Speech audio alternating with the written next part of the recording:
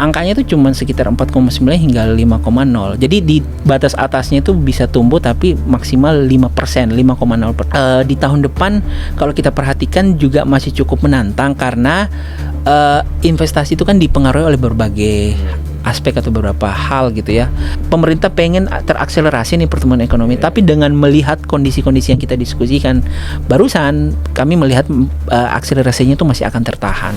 Selamat datang di Podcast Menyala. Dari sini menyala kemana-mana. Kemarin tuh gue baru nonton berita gitu, dari Asosiasi Pengusaha Indonesia lah. Itu masih ragu pertumbuhan ekonomi tahun depan. Gitu. Lu gimana lu ngeliat keresahannya? Ya itu hal yang wajar ya. Jangankan mereka kan, kita aja ragu nih. Secara pribadi kan. Buat yang pekerja aja ragu kan, bagaimana yang pengusaha. Tuh. Nah, biar kita melihat apakah keresahannya Apindo ini memang hanya keresahan Apindo atau memang beneran keresahan, jangan-jangan tuh keresahan bersama kita ini. Akan bahas bareng sama Bang Yusuf Rendy dari pengamat ekonomi KOR. Selamat datang Bang. Selamat datang, terima kasih. Nah, ini tadi udah ada introduction Bang soal Apindo nih. Apindo kemarin kan baru state bahwa mereka itu tidak yakin bahwa pemerintah itu bisa sampai target pertumbuhan ekonomi 6%. Karena kan pemerintah targetnya di tahun depan 6%. Mereka itu kisaran 5 sampai paling mentok banget itu 5,4. Nah, menurut Abang gimana nih kondisi ini? Ya, kalau kita lihat dulu secara historis ya, dalam satu dekade terakhir kita belum pernah mencapai angka 6%. Jadi dalam 10 tahun terakhir belum pernah kita mencapai angka 6%. Jadi menurut kami menjadi wajar kemudian Apindo menyampaikan semacam kritisnya ya, bahwa angka pertumbuhan yang di set pemerintah mencapai 6% itu cukup beralasan lah, karena sejauh ini memang tidak ada satu tahun ketika pertumbuhan ekonomi bisa mencapai 6%. Ditambah kalau kita lihat ekosistem dari ekonomi yang kita prediksikan di tahun depan juga tidak terlalu mendukung untuk mencapai target 6% tersebut. Saya bahas satu-satu. Misalnya kalau kita bicara konsumsi rumah tangga. Nah, konsumsi rumah tangga kalau kita perhatikan terutama di tahun ini itu pertumbuhannya masih tetap tumbuh di kisaran 4,9-an ya sampai dengan kuartal ketiga di tahun 2025. Tapi kalau kita bandingkan pertumbuhan ekonomi di kuartal ketiga di setidaknya 3 kuartal pertama di tahun ini, konsumsi rumah tangga itu relatif melambat jika dibandingkan dengan capaian konsumsi rumah tangga di katakanlah 1 atau 2 tahun ke belakang. Biasanya konsumsi rumah tangga itu bisa tumbuh di angka 5%, bahkan lebih tinggi gitu. Nah, kenapa kemudian angka konsumsi rumah tangga kita mengalami perlambatan? Karena ada permasalahan-permasalahan struktural yang kemudian kita sering dengar juga sih. Misalnya mungkin kita pernah dengar permasalahan turunnya kelas menengah gitu ya. Jadi secara sederhana sebenarnya pengertian dari turunnya kelas menengah itu adalah turunnya pendapatan kelompok golongan tertentu karena berbagai hal. Misalnya upah mereka itu ternyata peningkatannya relatif lebih rendah dibandingkan katakanlah peningkatan inflasi misalnya. Jadi daya beli mereka itu mengalami penurunan sehingga apa yang mereka keluarkan itu relatif jauh lebih sedikit dibandingkan katakanlah kondisi beberapa tahun sebelumnya gitu.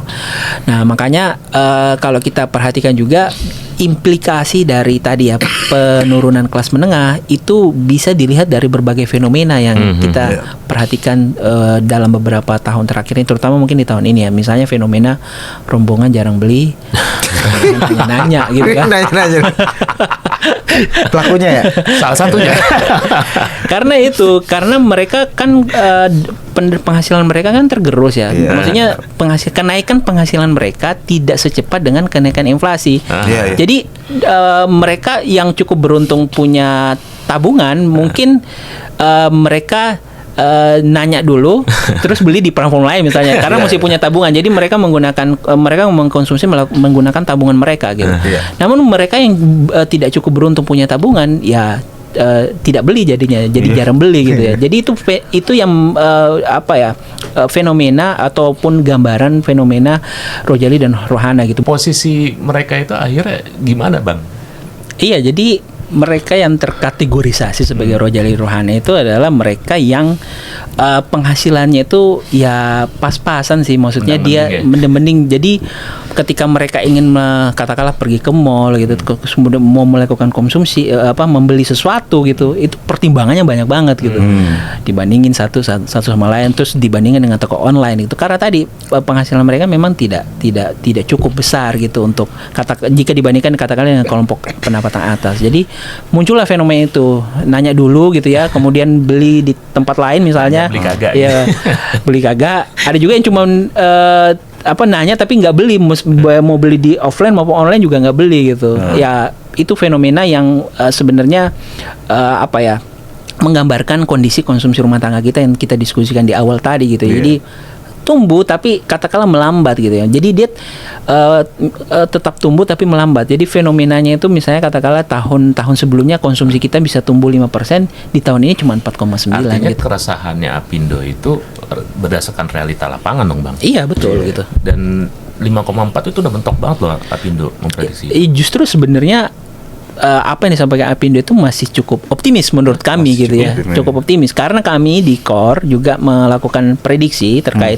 kondisi perekonomian di tahun depan dan angka yang kami keluarkan. Jadi kami melakukan acara Outlook di November kemarin, angkanya itu cuma sekitar 4,9 hingga 5,0. Jadi di batas atasnya itu bisa tumbuh tapi maksimal 5%, 5,0%. Kenapa? Tadi faktor tadi ya, konsumsi rumah tangga, rojali, rohana, kemudian globalnya juga tidak cukup mendukung. Jadi ya tidak ada dorongan yang bisa mensupport pertumbuhan ekonomi di atas, menurut kami ya, di atas 5% gitu. Investasi di tahun ini cukup bagus sebenarnya, tapi di tahun depan kalau kita perhatikan juga masih cukup menantang karena investasi itu kan dipengaruhi oleh berbagai aspek atau beberapa hal gitu ya. Misalnya bagaimana insentifnya, apakah insentif yang diberikan oleh pemerintah sudah cukup menarik bagi investor gitu. Kemudian bagaimana kondisi stabilitas hukum, HAM, politik di dalam negeri. Kalau seandainya investor ataupun pelaku usaha menilai bahwa stabilitasnya tidak terlalu baik, maka mereka kan tentu akan berpikir dua kali ketika ingin melakukan investasi, ingin menambah kapasitas melakukan ekspansi usaha gitu. Jadi ya memang kondisinya di tahun depan kita tetap tumbuh. Jadi judul outlook kami itu kemarin resiliensi itu terjaga tapi akselerasi tertahan. Jadi kan pemerintah pengen terakselerasi nih pertumbuhan ekonomi, tapi dengan melihat kondisi-kondisi yang kita diskusikan barusan, kami melihat akselerasinya itu masih akan tertahan gitu. Mungkin lebih tepatnya stagnan ya, artinya ini tetap stabil, tapi stagnan lah ya. Tidak bergerak banyak gitu. Sebenarnya kan banyak yang mengatakan bahwa kita ini juga berharap nih dari sektor investasi Pak, yang tadi yang dikatakan, cuman ada yang mengatakan bahwa sebenarnya investasi di Indonesia ini katakanlah tuh banyak hambatan, makanya kita tuh kalah tuh sama Vietnam katanya. Karena Vietnam tuh secara infrastruktur juga udah bagus, mungkin banyak yang mau masuk ke sini, tapi tuh Indonesia belum siap gitu Pak. Nah itu kira-kira faktornya apa sih Pak? Ya itu tadi, kalau kita bicara investasi, maka salah satu faktornya kan masalah tadi stabilitas, masalah konsistensi kebijakan. Nah itu ya. Nah kalau kita perhatikan ada beberapa kebijakan pemerintah itu yang kerap kali berubah. Misalnya kebijakan tentang impor yang kadang di beberapa kesempatan impor dilonggarkan, namun di kesempatan lain kemudian berubah, diperketat kembali gitu. Itu satu contoh aja. Di contoh lain sebenarnya kita bisa temukan juga inkonsistensi kebijakan. Kemudian juga ekosistemnya gitu ya. Pemahaman saya di Vietnam itu tidak ada pelaku usaha yang kemudian harus berhadapan dengan katakanlah premanisme, kemudian pungutan liar. Itu kan mungkin kecil ya, maksudnya kalau kita bicara nilai investasi secara keseluruhan, tapi mengganggu gitu. Sehingga kalau kita dikomparasikan dengan Vietnam, ya mau tidak mau kita harus mengakui keunggulan Vietnam untuk hal-hal tersebut.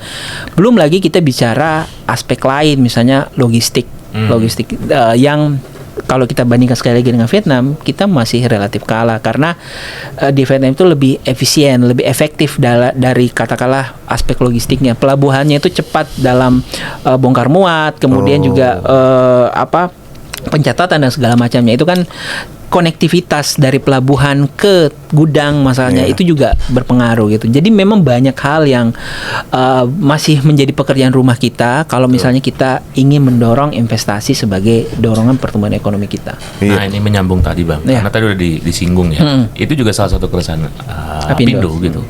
Karena rasa aman gitu, rasa aman buat mereka berkegiatan, bergerak gitu. Nah Bang itu melihat nih ke depan gitu. Kondisi rasa aman ini apakah benar-benar bisa dijawab oleh pemerintah? Apakah memang regulasi ya melalui regulasi gitu kita akan masih tetap gelap gitu, ekonomi ini gelap gitu loh ke depan? Tentu pekerjaan rumahnya banyak ya, yang tadi kita diskusikan dan kalau kita perhatikan secara fair sebenarnya pemerintah kan juga sudah melakukan beberapa hal ya, kita harus sampaikan juga. Misalnya ada satuan tugas yang diperintahkan untuk mengatasi bottleneck ketika investasi akan dilakukan. Saya kira itu merupakan hal yang positif ya, dan tinggal bagaimana kita mengawasi dan seberapa luas dari tanggung jawab Satgas tersebut gitu. Jangan sampai kemudian Satgas tersebut ketika ingin menjalankan tugasnya dia mentok karena ternyata satuan ataupun kebijakannya itu lebih rendah dibandingkan keputusan katakanlah kementerian atau lembaga tertentu gitu.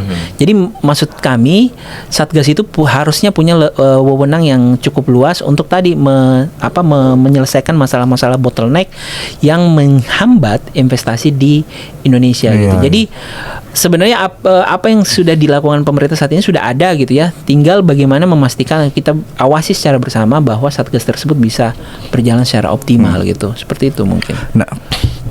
Nah, saya sebenarnya di awal tadi tertarik lah ya untuk mengenai core, bahkan justru lebih katakanlah lebih pesimis lah ketimbang Apindo ya. Betul.